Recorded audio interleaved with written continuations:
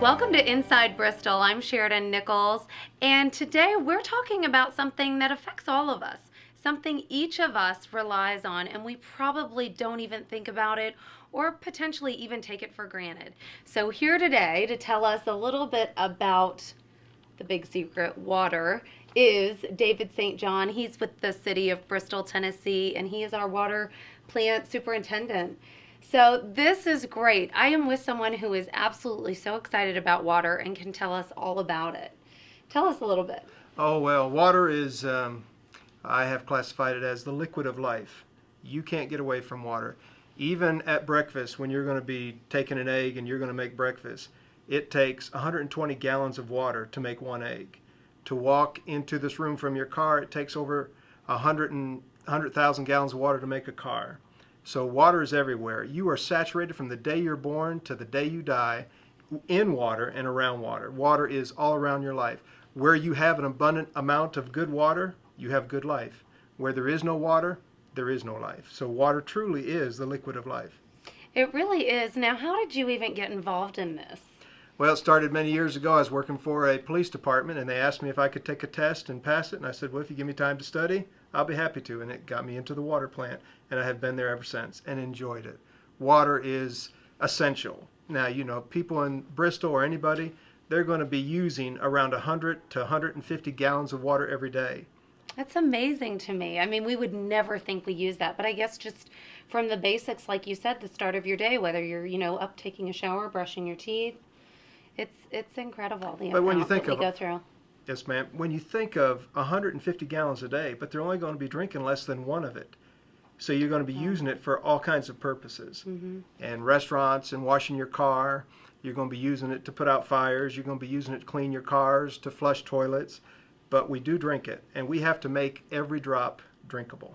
Tell us about the process of how, you take water and we get to drink it and it's safe and it's fine and it's good for us. How does that work? Well, water is the ultimate solvent, so it likes to dissolve whatever environment it's in. So in nature, you're going to have all kinds of contaminants that's going to find its way in water. So we need to remove these.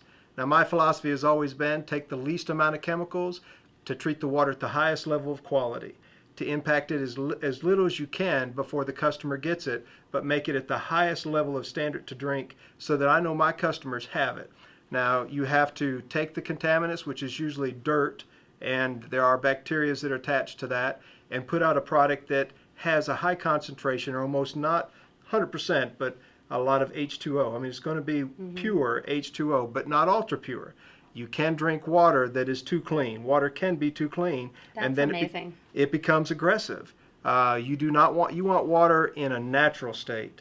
So it's going to be water, but it's not going to be 100% H2O. H2O is going to be aggressive and attack your body and your plumbing in a negative manner.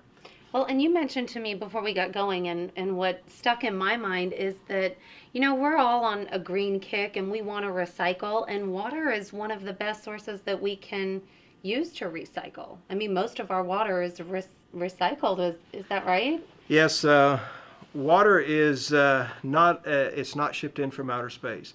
There is no new water on planet Earth. The water you drank today, somebody else drank yesterday. But the City of Bristol, Tennessee water plant stands in the gap and cleans it up after they get done with it before you're going to use it. So the water that you're drinking today is Cleopatra's bath water, is the water that the dinosaurs drank. If you were to take all of the Earth's water and put it in one container, it would be a ball that would be able to go from Seattle, Washington to Denver, Colorado. It's not a lot of water. That's just covering the surface of the Earth. 98% of the Earth's water is in the ocean and undrinkable. Over 1% is on the polar caps, and it's obviously frozen and chunky. So you have less than 1% of the Earth's water in our lakes, streams, and rivers that we drink again and again and again and again.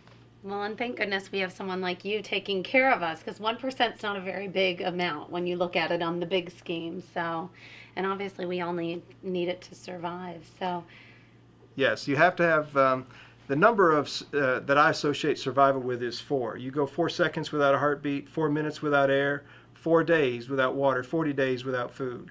So you need to have water. Water is 80% of your brain's made of water, 75% of your whole body is made of water. So you want to make sure that you have enough water.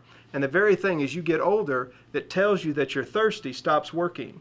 And they say Alzheimer's and many diseases are associated with a lack of proper water in the human body. So it is really the original and first health drink that there ever was.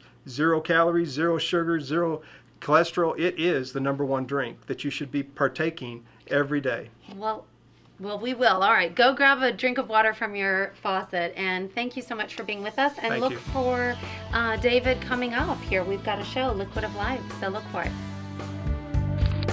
Have you ever checked out the lofts in downtown Bristol? If you haven't, we'll tell you about an opportunity coming up.